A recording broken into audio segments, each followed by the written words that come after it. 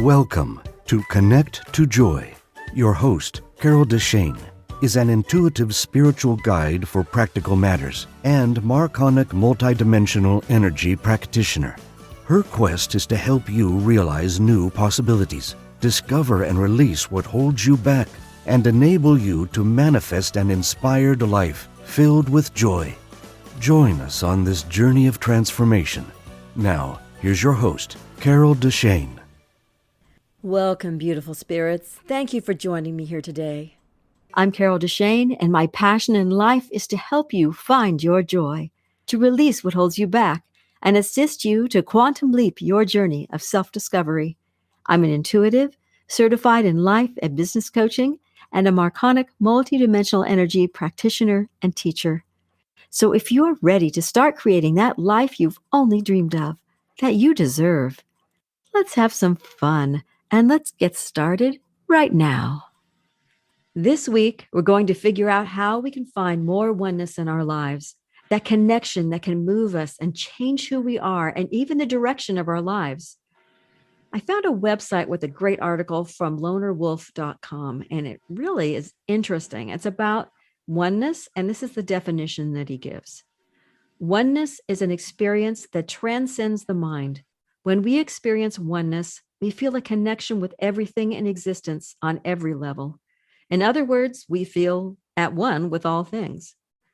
So whenever you experience oneness, you pretty much release your worry and your fear and lack and all those heavier vibrational things, and you feel a connection to everyone and everything. And there's a sense of freedom and utter peace and love. And who doesn't want something like that? And the really, really cool thing is you don't have to be a monk in Tibet spending all your time meditating to glimpse the feeling. And once you do, you're going to crave more of that connection and that feeling. So how do you experience this oneness? Before we go any further, let me introduce my guest, Bonnie Russell. Reverend Dr. Bonnie M. Russell is a self-help and spiritual author, minister, and motivational speaker. She's a natural-born intuitive who has been working with healing energies all her life. She's the pastor of the All One Ministry in Castro Valley, California. She's a public speaker and the author of Spirit Flight, Claim Your Joy and Your Health Will Follow, and The Empowered Empath, Become Your Own Shaman, both available at Amazon.com. And her course, Becoming Shaman, is online at Udemy.com. She is also the owner of Blossom Spring Natural Health Solutions Herbal Remedies. And in her practice, Bonnie provides practical methods to obtain the kind of real joy and wellness that many of us have not experienced since childhood. And she has a special offer for you I'll tell you about towards the end of the show. So welcome, Bonnie. Well, thank you very much for having me, Carol. Well, I'm so glad you're here. We met under unusual circumstances, and sometimes no matter where you are, you just are attracted to someone for some reason, and you learn more about them as you go, much more than you would expect, the connection a lot of times. So That's pay attention right. out there. That's synchronicity. Yep.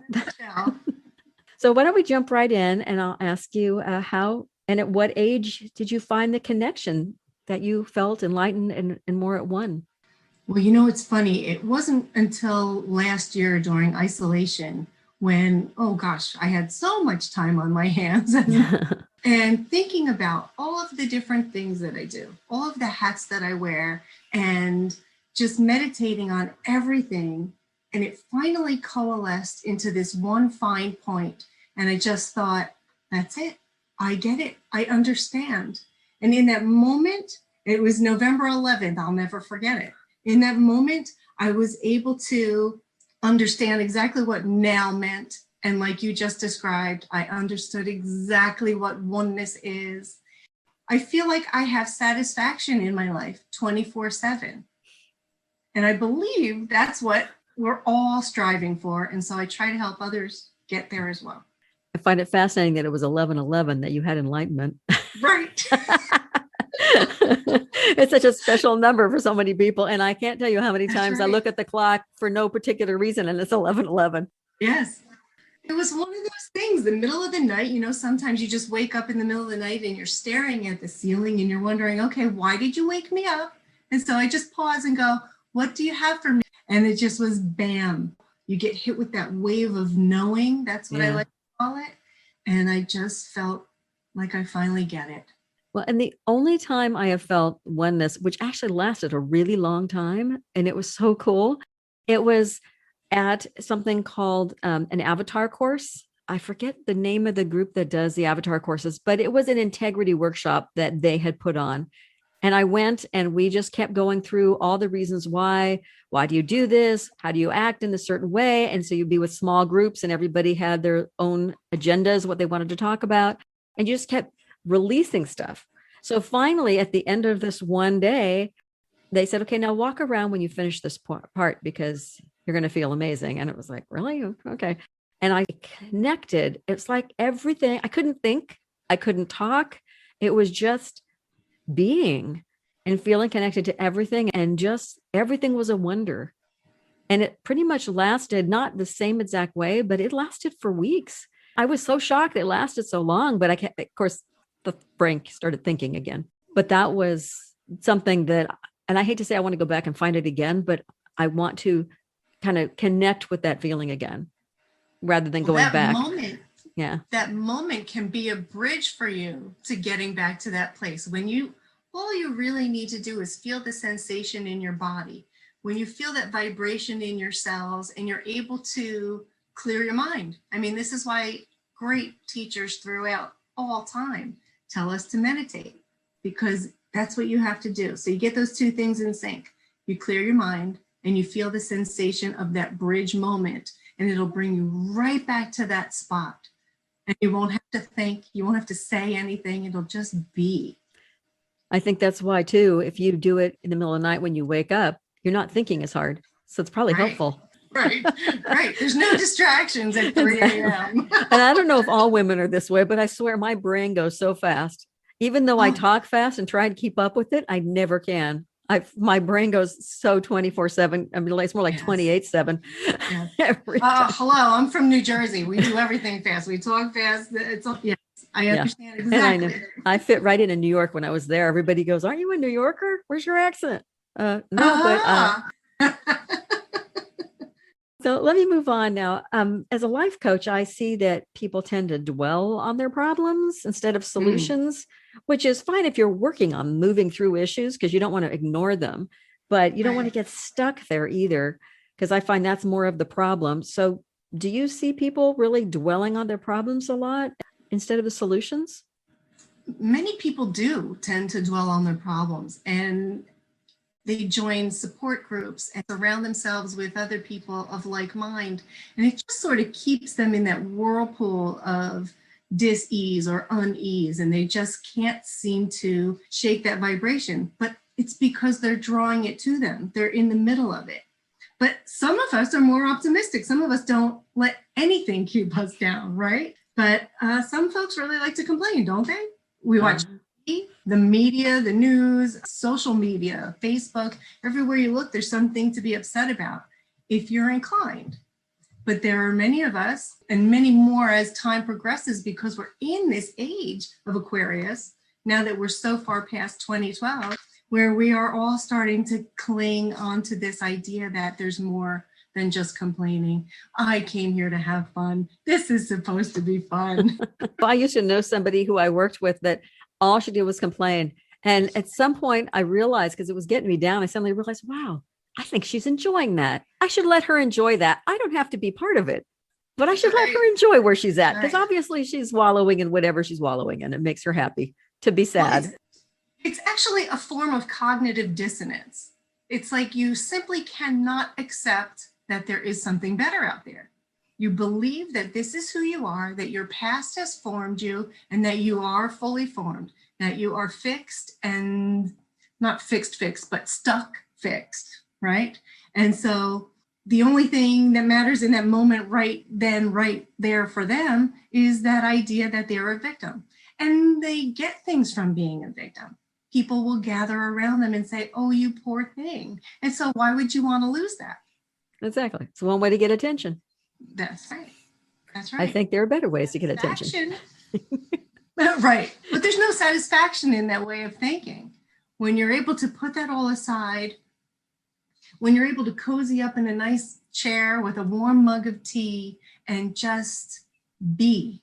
For me, that's bliss. I could do that, or just sit in my garden and just exist, not have a single thought in my mind.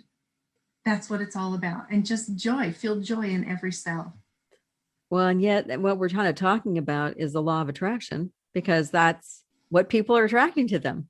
But they're exactly constantly right. in the negative or attaching to other people that are the same way they are at that moment. That's all they get. That's right. Yes. Listen, the law of attraction is everything. We are our own creators. And whether we believe it or not, we create our existence. In fact, if you boil it down, we are the end result of our decisions. So you could say, in answer to the question, who or what are you? I am decision, because that's what my body will become. It will become whatever I decide it will become. It can be sick if I want it to be sick, or if I think it is sick, or if I believe it will be sick. I think you and I were talking a little bit about food and eating something that you may think of as fattening. Just that thought alone tells your cells, okay, we're going to put on the pounds now because we're eating cheesecake. But if you could transform your thoughts, if you could rearrange your thoughts and say, I love this cheesecake, and savor every morsel of it, then your body will vibrate with that sensation of love and joy and pure pleasure. And you know what? You will not gain weight, because it's not what you were thinking about. It's not what you were attracting. Well, and the guilt and the not feeling good about, and the feeling like, oh, I got to sneak the food. Right. It's all something that it's like I told somebody, they said, well, I'm going to save all the calories for what I love. I don't, and somebody offered me cheesecake, and I don't eat cheesecake. I never bothered with it because I didn't want to like one more thing that was fabulous, So I said, nah, it's okay. So you don't want it? And I said, no, I'm going to save it for something I really love. And then I'm going to really love it. I'm going to really enjoy it. And they went, oh, yeah, well, that makes sense. Why have it just because you're offering it to me? Unless I feel like I'm going to hurt your feelings. And then maybe I'll have it. But other than that, it's that the law of attraction is so interesting, because you honestly, people don't believe it because they don't realize what they're thinking. The last podcast, be careful what you wish for. That's right. If you are not even realizing what you're wishing for, and you look at your reality and you go, how come it looks like this? Think back to what you've been thinking about, because that law of attraction is probably exactly what you're thinking about, either subconsciously or consciously even. That's or I can't really have this because of that. And all of a sudden you don't have this anymore. You have that. You have the thing you didn't want, because that's what you're focusing on. It's easy to get a handle on if you look at some of the little things that go on around you in your life. For instance, this patient that I'm with now, she uses her microwave for absolutely everything. She doesn't use pots or pans or her oven. She microwaves all of her food. Now she's 82 years old. She's perfect weight. She's very fit. She lifts weights. She walks. She's in great shape. She's the picture of health. But she believes that the microwave is perfectly safe. Now, if I went in there and told her, oh my goodness, the microwave destroys all the nutrients in your food, what would that do to her? Her health would plummet. So my role in a case like that is to just be quiet, because that's how the law of attraction is working for her. Right? Interesting. Yeah. Every one of us believes something about the world that works in the way that we believe it does, simply because we believe it. Interesting. It really is. And it's that simple. And when people can wrap their minds around it, you know how to create what you want, and life changes entirely. So I know sometimes people are working towards their spirituality, or they're meditating, they're doing whatever they want to do in order to get there, but people get stuck. Maybe they feel like they don't deserve it, or whatever it may be. What can you say to maybe advice to motivate people to be able to get past that stuck feeling, and where they can't connect or they can't feel like they're... Yeah. Number one, meditate. Meditate, meditate, meditate. I know so many people feel like they can't, that it's hard, or they don't have time for it, or they just don't really understand what it's all about. But it's just a matter of being still, reading books by others who understand these principles. That will help you to get yourself on the path. But it will only take you so far. For me, I wrote 2 books. I teach classes. I've been doing this in my private practice for almost 30 years, and I didn't get it until last year. It didn't finally come together until last year because I spent the time meditating. When you are able to close down your conscious thinking, all that chatter, and you just allow spirit to come and talk to you, either with images or words or aromas or memories or whatever it is, you'll begin to see things in a completely different way. And you'll get the answers to any question you could ever possibly ask. And when that is available to you, you know it's available to you, that's where you find peace. That's where you find satisfaction. And everything seems to come together. I just want to say too, don't let life derail you, because sometimes we get so busy. We're just running, and you need to take time for yourself. And if that means you have to reprioritize things, have things that aren't as important, look at your schedule, 5 minutes to start with if you have to.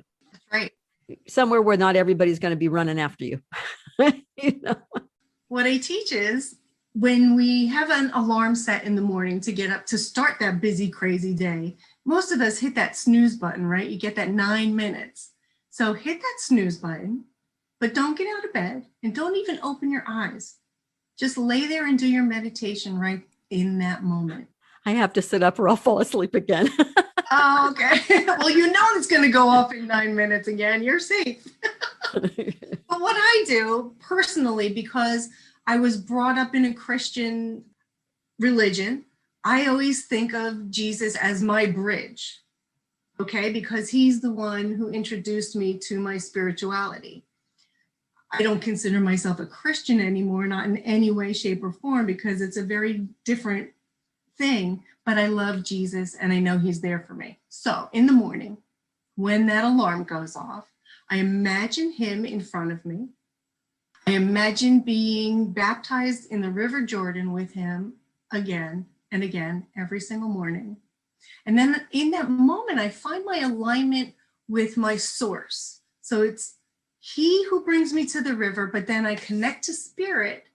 And then this might sound silly, but I imagine sitting in an inner tube. Now I'm in the river and I'm in an inner tube and I'm just going with the flow.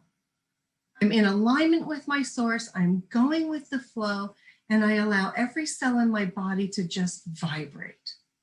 And when I have that going and I can sustain it for a few minutes, then the alarm goes off again and I'm ready to start my day. And nothing can go wrong because I decided that's what I wanted it to be. And before you go to bed, the gratitude meditation is always good too. Yes. Oh, and writing out the things that you're grateful for. There's a power in that. How many times have you sat down to write something and you write the thing, but if you keep the pen moving, more things just come out of you and you come to understand in new ways, just about anything. So if you start out saying, I'm grateful because the nice grocery checker put all my bags together just the way I like them. The cold things were with the cold things and the warm things were with the warm things. No matter how big or small your gratitude is, it will lead to the next thing. Oh, and then I got into the parking lot and this happened, and you might not even consciously have thought of it, but because you're writing, you start to do an automatic writing exercise and you could wind up with pages of things that you're grateful for. And that raises the vibration in your body too. And that's when you heal. That's how you heal. Do you find that there are physical changes when people get more connected and more aligned? Absolutely. And in fact, I'm with this patient now who had the knee replacement surgery. She talks and talks and talks, but she's telling me these beautiful stories from her memory. And as I watch her speak, I can see her aura growing. I can see the glow coming from her. So sometimes she'll stop and apologize and go, I know I'm talking too much. And I'll say to her, don't you dare stop, because you're healing yourself by being in that place of joy. And it's been a week now since her surgery. Doctor came and looked at her today and said, you know what? You're healing really well. Much better than expected for someone your age. So she's thrilled. So yeah, and that's just the latest example. I could give you a million of them. Well, and it's also kind of connected to the law of attraction. If she feels that she's doing well, then she's going to do well. 100%. That's exactly right. Yes. Do you find that there are certain benefits that you see from people that find their connection more than others? You're kind of talking about her and maybe the physical, but are there other benefits that you see or that you felt yourself? Well, sure. You begin to change the way you think about a lot of things, and it takes a while. We tend to go in cycles. So when you feel like you're on the path, you've got your taste of oneness and enlightenment, and then something will come around like, oh, this is the time that I go to the McDonald's drive-thru every day. And you'll stop and go, well, wait a minute, maybe that's not in alignment with who I want to be anymore. Little things like that will come up. You'll start to just naturally clean up your diet. You'll start to naturally remove the toxins from your household. You won't want to clean with poison anymore. You'll start using microfiber instead. All of these little things make a difference, because if your environment is clear and if your body is clear, then you connect to spirit more easily. You remove all those barriers. Don't you find too that sometimes people react differently to the same situation they used to react differently to, where they got angry or something, all of a sudden things don't bother them as much? I have less fear about things. I kind of go, how come this isn't bothering me anymore? This person always bothers. There's certain people that still bother me, but generally it's not as much. It's not as big of a deal anymore. Somebody asked me just the other day to think of one thing. If you could think of one thing that you really admire about yourself, what would it be? At first I thought that's a strange question because I don't usually think in that way. But then immediately I thought, I am proud of myself for handling situations well, handling crisis situations well. And it's very much like what you were talking about. If someone wants to engage me in some kind of argument, I'm just not interested. I won't go there. If someone cuts me off in traffic, instead of being upset at that person and wanting to chase him down and scream, I say, oh, well, he must have an emergency. By all means, you go first. Right? But I'm human, because sometimes I will get upset. Of course, I'll get upset. But instead of being upset for a month or a week or a day, it's 10 minutes or it's 5 minutes. I let it run through me and I go, all right, thank you for that experience. Now let's return to our normally scheduled programming. Get me back on track. Especially in traffic, for some reason, we're all kind of programmed to get tense when because it's a little scary. You're in this giant car, this thing that you're pushing around that going 60 miles an hour. If you're lucky, you're moving that fast on the bridge where I'm at. Right. And the person just has to almost clip you to get by you. It's going to create a little bit of anxiety probably, but I have been noticing that I've watched them go by and I go, if you're going to be that kind of a person, be my guest, but get away from me and be in front of me and not behind me. Thank you so much. That's right. Oh, yes, definitely. Yes, please don't tailgate me. Please go around. Or let me get out of your way so you can just go right by. And then I'll just look at you and go, bye-bye. Glad I'm not you. Thank you so much. Yes. Driving, I think, is my last holdout. That's the time when I tend to get the most aggravated with people. So if I can focus on being better in that way. And California's tough. California, nobody uses their turn signals. You have to be an intuitive to drive in this state. I haven't heard of that before, but it's kind of true. Yeah. And sometimes I am, because sometimes I go, that person's going to cut right in front of me. Oh, and there they go. Bye. And there they go. I do it. And then, thank you. I do feel less frantic though, too, as well. Oh, yes. Less worry, less fear. And I know that a lot of the stuff for the fear has released because I do the energy work with Marconics. And that was a big glob of gook that I was carrying around, I think, my entire life. And that was the one thing that helped me lighten up. And it kind of felt like it wasn't a meditation exactly, but when I'm giving the energy work, it's almost like you're meditating for 25, 35 minutes because you're not doing anything but counting. And in the counting, it's quiet. Your mind goes quiet. And I think that also helped besides receiving at the time when I was in class. I mean, there's all different ways to meditate too. You don't have to sit there with your eyes shut. You can sit there staring at a candle. And sometimes I have to let the day stuff go by before I can actually meditate. And then you have to have the piece of paper so you don't forget the stuff. It's like, okay, let me write this down.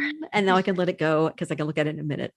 Right. Yes. Or you could sit in your garden, or you could paint a picture. Oh, not me. Well, whatever. That would be really sad looking.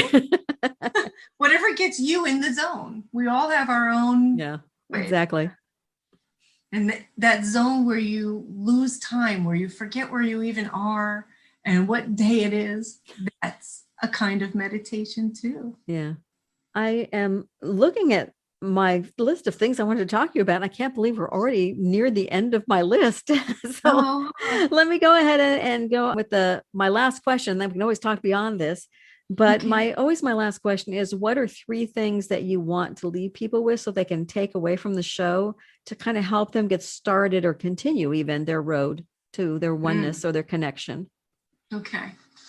Well, I'm going to just read to you what I wrote because I think that's going to be the best. So here we go. Okay. Number 1, relationships are key.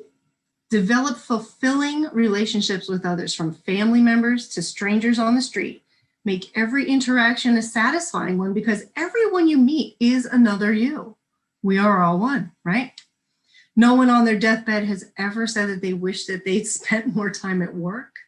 At the end, we all wish we'd stayed closer to the people that we love, or that we'd done better by them in some way. You want to have no regrets in this area, and your personal satisfaction levels will go through the roof. Number 2, life is supposed to be fun. We all came here to feel things because when we are one with consciousness, when we're on the other side, before we come here, we are pure consciousness. So sure, we have all the answers to all the big questions, but we can't see or hear or taste, touch or smell anything. So we come here, we incarnate so that we can feel the sun on our faces, so that we can eat delicious food, and so that we can make love. This satisfaction comes only when we have rules imposed upon us by, government, religion, or what have you. But when you can free yourself, even if it's in your own mind, in your own life, in your own home, that's where satisfaction comes from. And the third thing is just doing your level best to really understand that you and I are one. So if I can have peace and satisfaction in my life, then so can you. Life is supposed to be fun. Meditate, connect to the collective consciousness, and then you can literally just download any information from the collective consciousness. And that's really all there is to it. The way that I do it, I explained to you earlier. Before I even get out of bed, I create that bridge moment. I wait till my body is vibrating at its highest frequency before I start the day. That's the third thing. Well, and it's funny because I was writing down, I always add my thoughts at the end after my guest gives their 3 things, just so that I can kind of come up with, well, what do I think? How do I feel? And sometimes it's kind of picture and mirrors what the person has said. It's kind of funny because what I said earlier, I want to reiterate, just don't get too crazy. Don't get so busy that you can't take the time to be able to make whatever shift you want to make to get more calm, more peaceful, to be able to give yourself that gift, even if it's 5 or 10 minutes at a time. Yeah. When you can escape everybody in your life if you need to, just to be with you. And then my second one is the same as your second one, pretty much, because focus on what brings you joy, what brings you peace, what makes you feel like you're happy to be alive. Yeah. Because when you have that, then you're connected.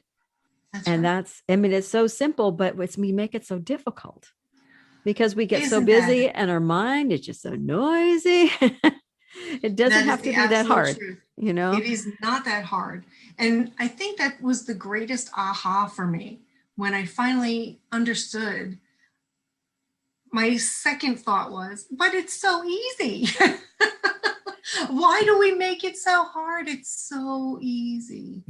It's hard to get out of our own way because we're doers. Yes. We do, keep doing, do, go. And you have to go, take your foot off the gas for a minute. Right. You don't have to put your foot on the brake necessarily. Just breathe. Right. When we come into this world, we have just left pure consciousness. So up until the age of 7, we really are still so turned on and tuned in. And it's in those early years that we're allowed to have great imaginations, as our parents would say, until you get to a certain point and they say, oh, you know what, that's not funny anymore, honey, let's get real. And they sort of deprogram us. If you're lucky enough to have parents or to be raised by people who embrace those gifts and help you to nurture your talents and those connections, oh my goodness, that is blessed. Then you never have to go through that dark night of the soul where you feel so completely disconnected from everything. So I try to tell people who have children, nurture them, allow them to be who they are.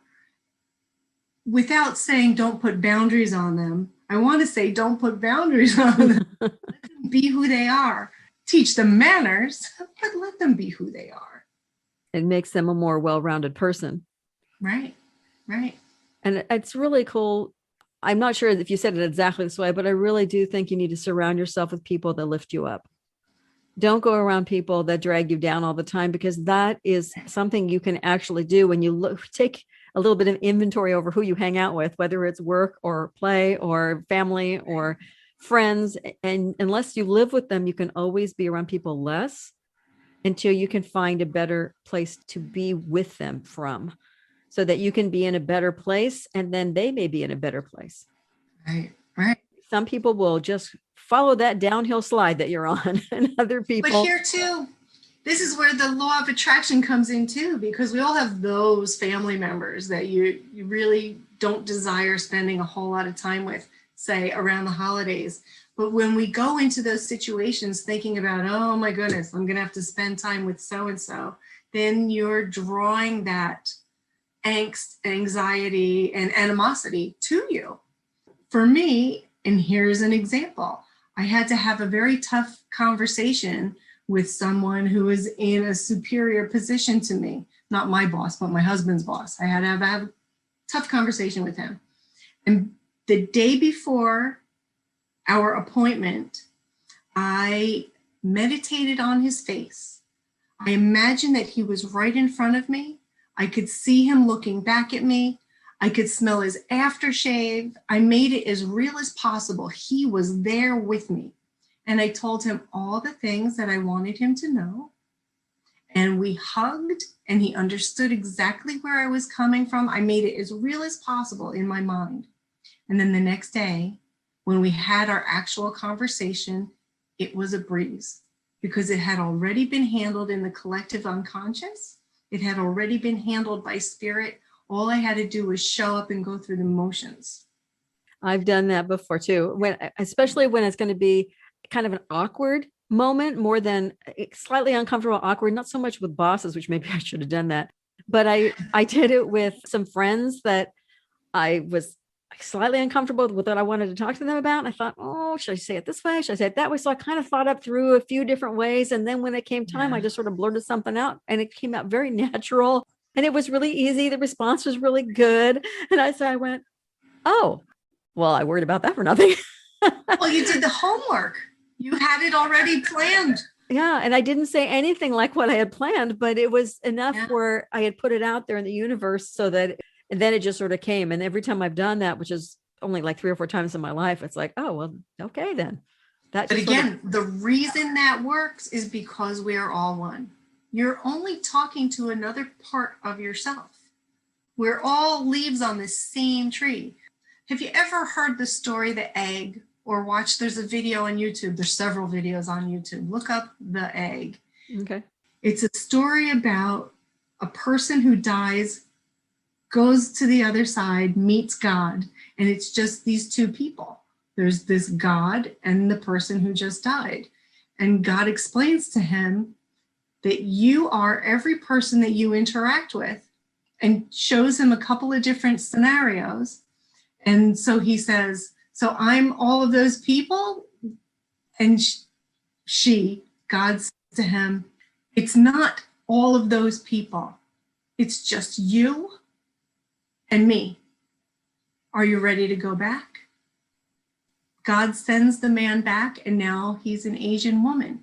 And this Asian woman has retained some of that compassion and sees a homeless person on the bench and puts a coat around him because it's another me. There really is only one of us. We're all fractals of it. And if you can't get compassion from that, I don't know what else to say. I mean, that's the bottom line. All one. Yeah. And it's funny, if you ever hit that spot where you actually can feel that, even for a split second, Yeah. it's really addictive. Oh, it's so juicy. Listen, when my children were teenagers, I used to tell them, oh, honey, you don't even have to try drugs. There is no drug, there's no alcohol, no substance foreign to your body that can get you as high as meditation. And the beauty part is, when you wake up, you don't have a hangover, man. You had this fantastic journey, and now you're home, you're safe, and you didn't do anything illegal. Well, and that's part of the imagination too. That's another thing you can use. Oh, yeah. So you don't want to 100%. step on kids that way. Let them have their imagination. Right. Well, here, let your imagination run wild. Get on my table. Let's do a session. Let's go flying. What do you do? Let's go. You must have a lot of clients. They want to go flying with you. I do a lot like this through Zoom or phone, and a lot of distant healing. And through doing energy healing and past life regression, hypnosis, and cognitive behavioral therapy. That's how I help people to really narrow down what their specific things are, their specific hooks. When you think of like the barrel of monkeys, you grab one and all the rest of them come with. Right. I remember that. All we have to do, I feel like my job is to dissolve all of those hooks, disconnect all the little things, put them all in their folders. You're not going to forget them all, but you can release all of the emotional attachment to them so that you can then progress, move forward, get closer to your path of enlightenment. I wanted to ask you before we go to tell us a little bit about your online course, Becoming Shaman. Sure.